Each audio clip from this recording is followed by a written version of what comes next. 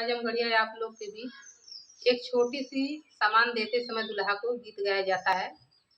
अच्छा लगे तो कमेंट बॉक्स में बताइएगा और मेरे चैनल को सब्सक्राइब और सपोर्ट करिएगा। बैठा बैठा दुल्हा बैठा ले हजार पाइबा, ना बैठा बताओ का जवाब पाइबा। बैठा बैठा जीजा बैठा ले हजार पाइबा, ना बैठा बताओ का जवाब पाइबा।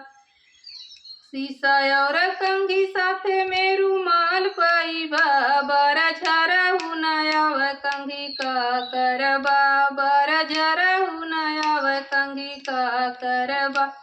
बैठा बैठा दुल्हा बैठा ले हजार पाइबा, ना बैठा बताओ का जवाब पाइबा, ना बैठा बताओ का जवाब पाइबा। अंगूठी और घड़िया साथे साथ पाइबा, घड़ी देखा हुनायाव घड़ी का करबा, घड़ी देखा हुनायाव घड़ी का करबा। बैठा बैठा दुल्हा बैठा ले हजार पाइबा, ना बैठा बताओ का जवाब पाइबा, ना बैठा बताओ का जवाब पाइबा। टीवी और सीडी दोनों साथे साथ पाइबा, रिमोट चला नया टीवी का करबा, रिमोट चला नया टीवी का करबा।